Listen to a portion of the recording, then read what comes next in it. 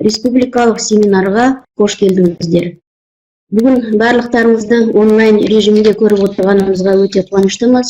Мақсаттарымыз республикалық семинардағы.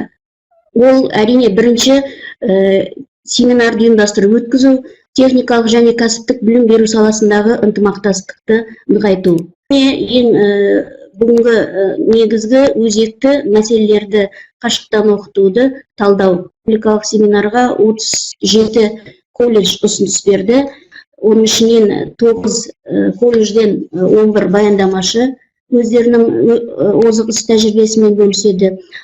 Сонымен қатар бүгінгі семинарымызға Жамбыл облысындағы білім саласын бақылау департаментінің мүшелері, Жамбыл облысы әкимиятының білім басқару мүшелері де атсалысып қатысып отыр.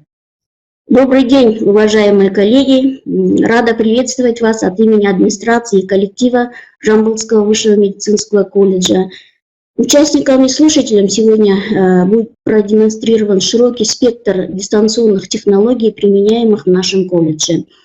На семинар также представили свой опыт работы по дистанционному обучению наши коллеги из высших медицинских колледжей нашей республики. Сегодня вообще подали заявку 37 колледжей.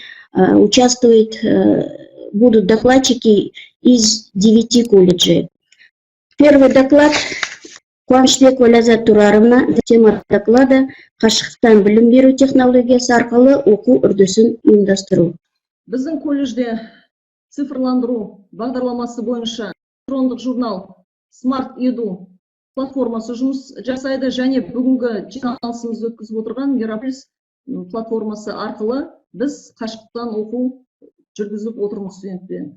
Бірінші қадам тікелей байланыс студентпен, және екінші қадам ол сабақтан кейінгі студенттің жұмысы, сұрақтар мен тесттерге жауап беру, үй тапсырмасын орындап кері жолдау және пікірлер қалдыру. Ережеге және нұсқаулыққа сәйкес оқушылар модул платформасында контенттерін үнемі толтыруда. Колледжде оқитын 1778 студенттің біреуі байланыс жоқ шалғай елді мекенде тұратындан Қазпочта арқылы дәрістері мен тапсырмаларын алып отыр. Модул платформасының ішіне кіріп көретін болсақ, оқытушының фамилиясын таңдап, сол оқытушының қашан соңғы рет сайтта жұмыс жасағаны көрініп тұрады.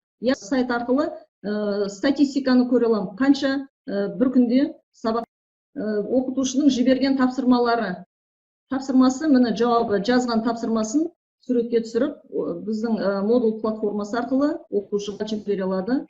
Емтихан және дифференциалды сынақтарды тапсыру үшін логин арқылы кіріп, запуск арқылы студенттер тест тапсыратын ауызша емтиханның видео қазақ тобына қазақ тілін таңдаймыз. Соған назар аударсаңыздар. Здравствуйте, уважаемые студенты! С помощью информационно-образовательной среды модул мы с вами дистанционно изучили курс «Сестринский уход при острых заболеваниях. Хирургическое и переоперативное сестринство». Бірінші науқасты өзімізге қаратып отырғызып аламыз, және де бинтті басын сол қолымызбен ұстаймыз, ал орамын оң қолымызбен ұстаймыз. Қазір сіздердің көргендеріңіз Мегаполис платформасы арқылы ауызша емтихан, оның алдында біздің өзіміздің тестілеу базасы арқылы тестированиені көрсеттік. Қашықтан оқыту кезінде жоспарға сәйкес шаралар одан әрі жалғастыруда. Саламатсыздар ма, құрметті әріптестер? Білім сапасы және мониторинг бөлімінің 2019-2020 оқу жылының бірінші жарты жылдық есебінен сараптамасы. Қашықтан оқыту барысында студенттердің бос уақытын тиімді пайдалану мақсатында тәрбие жұмысы да жүргізілуде. Жоспарға сәйкес тәрбие сағаттары, байқаулар, онлайн жиналыстары, челлендждер және тағы басқа шаралар ата-аналармен және студенттермен ұйымдастырылуда. Қолымыздан келгеннің бәрін осы бағытта жасалынып жатыр. Колледж оқытушылары, колледждің басшымыз Жәмила Нұрғалиевнаның бүкіл жағдайды жасауының арқасында және оқытушыларымыздың білікті жұмысының арқасында, бүкіл әкімшілік мүшелерінің қызметінің арқасында және ақпараттық орталықтың білікті жұмыстарының ұйымдастыруының арқасында біз бүгінгі таңда қашықтықтан оқыту технологиясын тиімді пайдаланып, бүкіл ақпараттық технологияның бәрін жұмыс барысында пайдаланып отырмыз. Назарларыңызға рахмет. Сұрақтарыңыз болса, жауап беруге дайынмын. Рахмет, Ләззат Тураровна. Есть вопросы к докладчику? Если нет вопросов, то продолжаем работу семинара. Следующее слово предоставляется Андакуловой Куралет Люлесовне, Тема доклада «Дистанционное обучение в Жамбылском высшем медицинском колледже путем применения системы электронного обучения Moodle». Рабочая учебная программа, лекционный материал, презентации, учебно-методические комплексы, профессиональные стандарты, индивидуальные задания, ситуационные задачи. После решения ситуационных задач студент может проверить правильность выполнения своего ответа. И тестовый материал. Контент профессиональной практики состоит из следующих ресурсов и элементов. Расписание профессиональной практики, утвержденное директором колледжа. Рабочая учебная программа, согласованная с социальными партнерами. Учебно-методические комплексы, презентации, документация студентов и методического руководителя, профессиональные стандарты предметов. Если рассмотреть предмет сестринское дело в терапии, профессиональный стандарт по предмету содержится перечень практических навыков, которые должен освоить студент во время прохождения профессиональной практики, индивидуальные задания, которые стоят по 3-5 вопросов, на которые студенты представляют свои ответы в виде презентации, устно, письменно и в виде видеозаписи, ситуационные задачи и выписывание рецептов, после которых студенты могут проверить правильность выписанного рецепта или решения ситуационных задач. Каждое индивидуальное задание, решение ситуационных задач, выписывание рецептов оценивается методическим руководителем ежедневно. По завершении предмета студент отвечает на тестовые вопросы. Итоговая оценка суммируется автоматически. Методические руководители профессиональной практики являются ответственными за подготовку студентов независимо от оценки качества знаний. Поэтому в период прохождения профессиональной практики 3 раза в неделю отвечают студенты на тестовые вопросы в базе тестирования, а также готовятся к станциям по оказанию неотложной помощи в экстренных ситуациях. В контенте профессиональной практики имеются алгоритмы по оказанию неотложной помощи и видеоуроки по каждой станции преподавателям.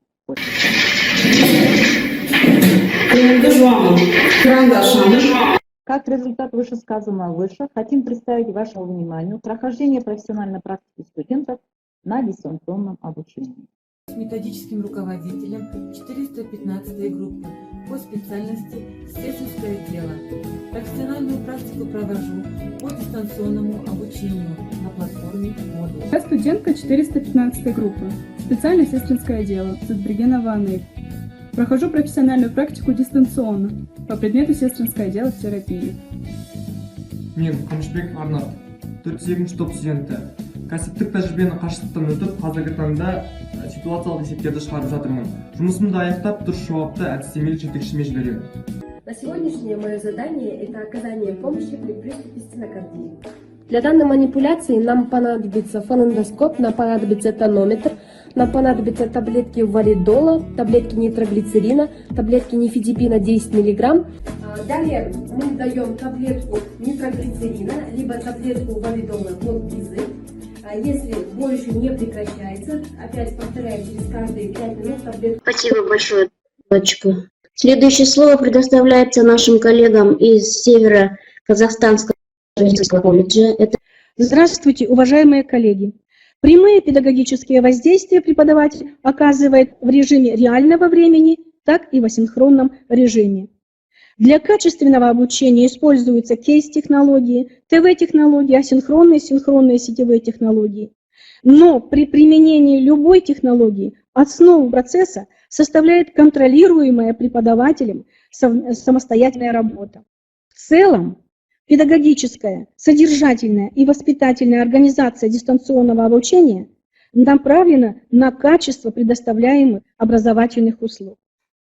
Спасибо за внимание. Преподавателями-предметниками и администрацией колледжа. Помните, что дистанционное обучение – это не повод для режима послабления. Самоконтроль и самодисциплина – важное условие качества образования. Спасибо большое за содержательный доклад. Предоставляется Кокеновой Арайлом Куандыковне, методисту научно-методического отдела Государственный высший медицинский колледж имени Дүйсенбек Кулматаева, город Семей. Тема доклада – дистанционное обучение, формы текущего контроля знаний студентов. Текущий контроль успеваемости обучающихся, систематическая проверка знаний обучающихся, проводимая преподавателем на текущих занятиях в соответствии с учебной программой дисциплины или модуля. Текущий контроль успеваемости проводится систематически систематически преподавателями, ведущими учебные занятия по данной дисциплине или являющимися руководителями практики. Развитие новых современных технологий требует в первую очередь это нормативной базы, во вторую очередь это подготовка кадров, обладающих профессиональной компетенцией, умеющие адаптировать, на которое время очень было ограничено. Для проведения практических занятий и освоения практических навыков используется также Classroom или платформа Zoom. На Classroom прикрепляется видео-практический материал с демонстрацией практических навыков. Айжан Акбергеновна, большое спасибо за участие в нашем семинаре, за содержательный доклад. Следующее слово предоставляет Булаткызы Аймире, преподавателю Туркестанского высшего медицинского колледжа с докладом «Платформа Moodle в дистанционном обучении». Благодаря тому, что наш колледж регулярно проводил онлайн-занятия и имеет свой YouTube-канал, у нас нет проблем с предоставлением материалов. По стандартам МОН-РК при кредитно-модульной системе обучения дисциплина включает в себя ВСК. Это 0,6%, который состоит из ВСК-1 и ВСК-2. И экзамена 0,4%, это 40%. В заключение хотелось бы сказать, востребованность и внедрение технологий дистанционного обучения Moodle в медицинском образовании на данном этапе как никогда востребован в связи со сложившейся ситуацией в РК. Она позволяет непрерывно и, самое главное, качественно получать знания нашим студентам. Слово предоставляется Грохотовой Ирине Владимировне. Это педагог-психолог, преподаватель основ психологии и коммуникативной навыки Усть-Каменогорский высший медицинский колледж. Значит, при создании заданий, помимо теоретического материала, должно строиться в форме ситуационных задач. Конечно, дистанционное решение таких задач лишается фактора неожиданности, когда преподаватель не имеет возможности увидеть действия ученика, когда он формирует свой ответ, но также и дает возможность этому же обучающемуся обдумать свой ответ намного лучше, да, используя те материалы, которые предложил ему преподаватель, а также и какие-то другие разные. Студенттерге аралык аттестаттау мазмунун күрделүүлүгүнүн ерекшелигине карай онлайн форматында өткөзүлүүгө немесе кийинки убакытка калтырылуу мүмкүн. Оны өткөзүү түрлөрү опять-таки биринчиси автоматталган жүйө Moodle аркылуу тестилөө, экинчи жеке жолдон. Келесі сөз кезегі Талдықорған жоғары медициналық колледжіне берейік. Әріптес Сейітханова Айдана Сейітханқызы. Дистанционное образование с учетом особенностей и проблем для медицинских колледжей. Келесі түсіну кезеңінде оқытушылармен бірге онлайн 3 семинар, 2 вебинар және әлеуметтік желі арқылы 3 тікелей эфир өткізіліп, кешенді әдістемелік көмектер көрсетілді. Нәтижесінде қолдану кезеңінде оқытушыларымыз теориялық және практикалық сабақтарын тікелей эфир арқылы өткізіп, бүгінгі күні барлығы 5 әдістемелік цикл бойынша 4860-тан аса дәріс өткізіліп отыр. Құрметті әріптестер, еңбектеріңізге шығармашылық табыс. Рахмет, Айдана Сейітқызы, өте керемет, ерекше баяндамаңыз үшін сіздерге де зор табыс тілейміз. Өткен жұмадағы мониторинг нәтижесі оқытушыларда қандай біздерде оқу процесі жүріп жатыр, қай бағытта, қандай проблемаларымыз бар, қандай нұсқаулық берілді. Мінекей осылардың барлығы жазылып, және соңында әр бөлімдер бойынша белсенді оқытушылар қандай жетістіктері бар, жаңа технологияларды қолдануда, осылардың барлығын біздер сараптап әр жұма сайын мониторинг нәтижелерін шығарып отырамыз. Жалпы қашықтан оқыту оқытушылардан үздіксіз ізденісті, шығармашылықты, ақпараттық сауаттылықты, мүмкіндіктерді қолдануды талап ететін колледж оқытушылары жауапкершілікпен қабылдап, осы бағыттағы жұмыстарды жетілдіруде шығармашылық пен белсенділік танытады деген сенімдемін. Назарларыңызға рахмет. Бүгінгі семинарға атсалысқандарыңыз үшін, өздеріңіздің озық іс тәжірибелеріңізді бөліскен үшін барлық әріптестерге Жамбыл жоғары медициналық колледжінің атынан үлкен алғысымды айтқым келіп отыр. Семинарымызды жақсы деңгейде өтті деп аяқтауға рұқсат етіңіздер. Құрметті әріптестер, семинарымыздың соңында біздің ақ халатты абзал жандарымыз өзіміздің әріптестерімізге орта буын даярлап жатқан медицина қызметкерлеріне арнаған ақ халатты абзал жандар әнімен аяқтағымыз келіп отыр. Таныспайтын сағатпен түнгі 4-6-ма, ас ішпейтін тағатпен асығатын халқына. Қуаныш нұр шашасын, кім жетеді барқына. Дәрігерлер жасасын анық бағандана. Ақ халатты абзал жандар жетелейтін біздерге, ақ халатты абзал жандар бақ сыйлайтын өзгеге, ақ халатты абзал жандар сенім сыйлар біздерге, ақ халатты абзал жандар өмір кілті сіздерде,